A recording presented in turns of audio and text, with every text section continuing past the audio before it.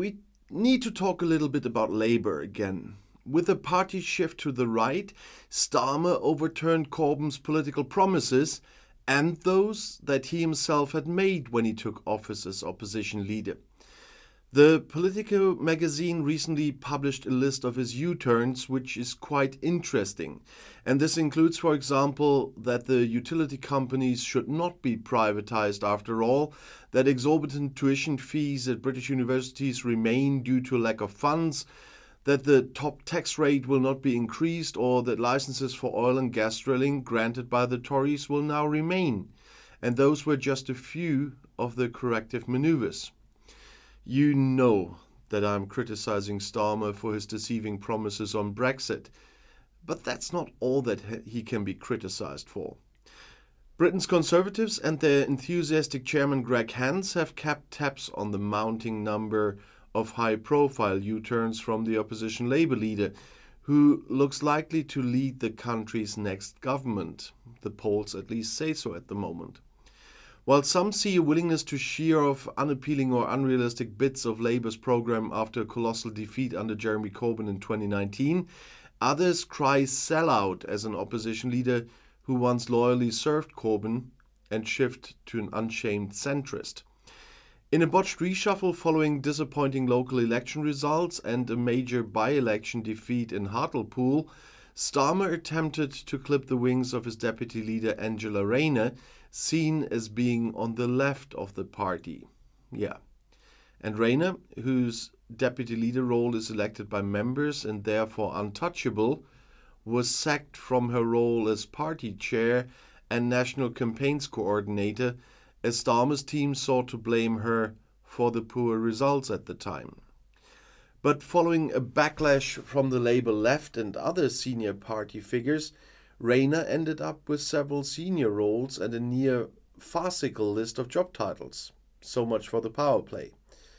When he ran for Labour leadership, Starmer pledged to bring public services, and that's rail, mail, energy and water, into common ownership, seen by many as a clear need to nationalisation of utilities that are long in private hands. But as early as September 21, Starmer ruled out nationalising the big six energy companies. Then, in July 22, his shadow Chancellor Rachel Reeves said Labour ditched its commitment to nationalise more public services, pointing to her shadow Treasury team's strict fiscal rules. Seen as crucial in convincing the public Labour can be trusted with the economy. And Starmer later suggested he sees a role for public ownership in the rail network, something the Conservatives themselves haven't exactly been averse to, but otherwise he's made it pretty clear he's committed to Reeves' rules. One of Starmer's other leadership pledges concerned stopping the involvement of the private sector in the UK's publicly funded National Health Service, the NHS. Starmer said he would end outsourcing in the NHS as he ran for leader. But in an interview in the summer of 22, he said the party will likely have to continue with some level of private provisions in the health service if he takes office. As public sector strikes hit Britain last summer, Starmer ordered his shadow ministers not to appear alongside workers on picket lines. The Labour leader even sacked Sam Terry, a left-wing MP and a shadow rail minister, for appearing with striking rail workers despite the order. And Starmer's team said Terry was sacked for making up party policy in a TV interview. All of that came despite Starmer promising that his Labour Party would work shoulder to shoulder with trade unions to stand up for working people as he ran for leader. And Starmer pushed for a second referendum on Brexit before the 2019 election. When he ran for the Labour leadership, he didn't renew that pledge, but he did vow to defend free movement as we leave the EU, as he said. Once leader, he has sought to shed the perception that he's an EU flag-waving liberal. In a Mail on Sunday interview, he ruled out crossing the red line of accepting the return of freedom of movement for EU citizens. Starmer initially promised to abolish universal credit, the overarching and famously complex system for Brits who claim social security payments. As of 2023, Labour policy was instead to fundamentally reform the system. And Starmer's shadow work and pensions secretary John Ashworth said his party actually agrees with the concept behind universal credit. Back in the 2020 leadership contest, Starmer ran as a bit of a lefty, suggested he'd continue the work of ex-leader Corbyn. He even described him as a friend. It would all get a little bit high school a few years down the line, however. As well as eventually barring Corbyn from standing as a Labour candidate over his views on anti-Semitism in the party, Starmer even U-turned on the tenor of their leadership and their relationship, denying in an LBC interview that he and Corbyn had ever been mates. One of the key planks of Corbyn's platform as leader was his pledge to abolish university tuition fees. Starmer inherited and reiterated this pledge when he ran for leader, but he dropped the policy in May this year, admitting he's likely to move on from that commitment and blaming Britain's pretty dire economic situation for this. The party has instead said it will focus on lowering graduates' monthly payments. After months of internal and external pressure, Starmer's shadow Chancellor Rachel Reeves watered down an initial pledge made in 2021 to invest $28 billion a year in green technologies as well. In a media round planned to announce the partial reverse ferret, Reeves said Labour would instead ramp up their green spending towards that total in the second half of a parliamentary term, marking a significant reduction in the funds Labour would borrow for the pledge.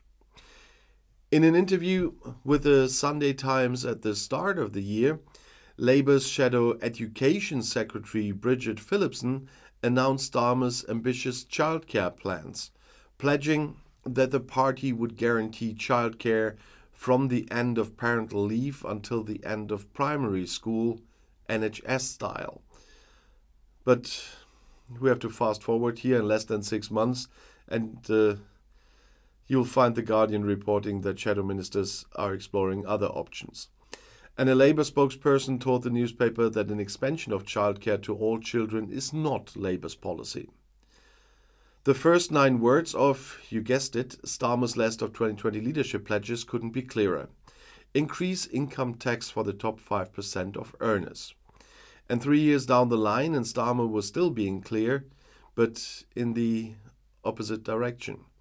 Asked directly by The Telegraph if he would raise income tax for top earners, he said his principle was to lower taxes and that he isn't looking to the lever of taxation. And Starmer pledged in his leadership campaign, where he said a lot of things, as you already have noticed, to abolish the UK's unelected second chamber, the House of Lords. He has repeatedly reaffirmed this pledge, including as recently as November last year. And some wondered about this commitment when Starmer's spokesperson last week indicated the Labour leader may in fact appoint new peers to the chamber. And of course they were right to wonder. Labour's shadow leader of the House, Thangham Debonair, confirmed at the weekend that the plans to abolish the Lords are likely to take a backseat as constitutional change takes time and it drains energy. And Reeves announced a digital services tax plan in 2021. It would have seen Labour would have increased the 2% levy charged on the revenues of tech firms operating in the UK, like Amazon or Facebook, to 10%. The Shadow Chancellor restated her commitment to the policy even last September. But some business figures have concerns about the plans, fearing retaliatory sanctions from the US. And in response to the Times, a Labour spokesperson confirmed the party now had no plans to raise the digital services tax, and argued Reeves' previous position applied only to the years 22, 23 and 23, 24, rather any years the party could have possibly been in government.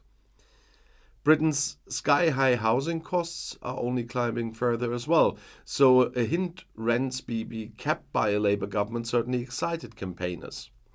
But asked about introducing rent controls in September 22, Starmer's shadow housing minister Lisa Nandy said she was personally very interested and attracted by the idea.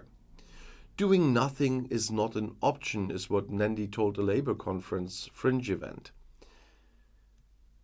Speaking 9 months later, Nandy ruled out the policy, which she described as a sticking plaster that would only increase homelessness.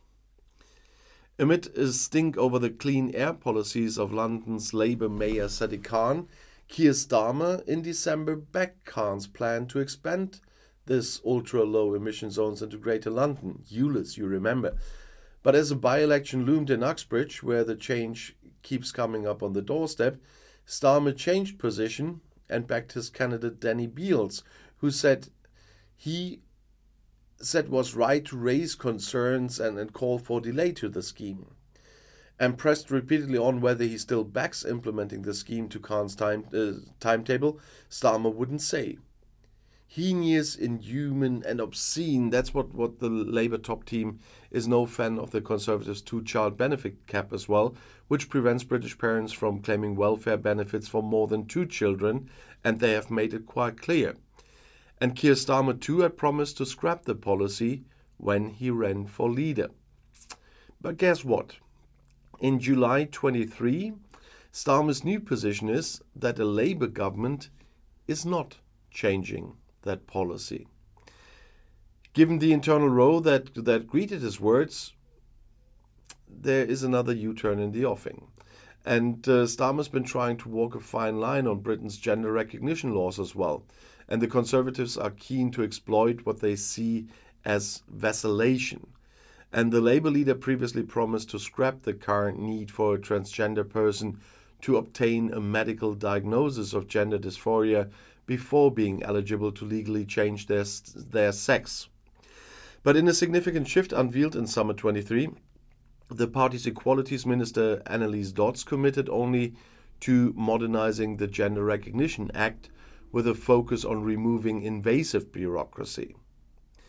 And Labour believes a backlash facing the Scottish Government, which controversially overhauled its own gender recognition laws and is now locked in a court battle, is instructive, with Dodds insisting Labour will not make the same mistakes.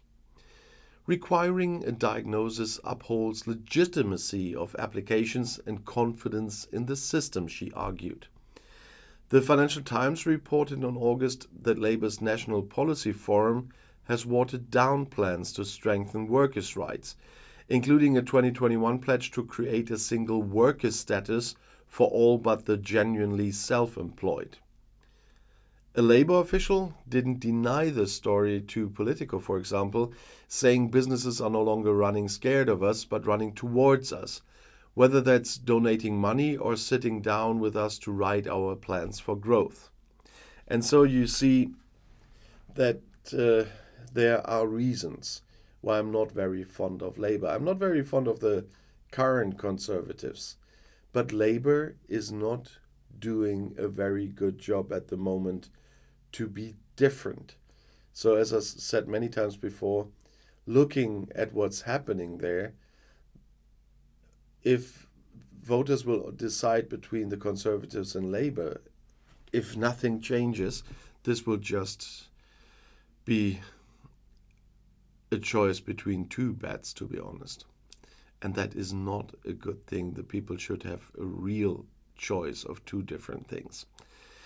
If you want to know more about UK politics or something else, the next video is right here in the end screen. I'll see you there. I'll be back.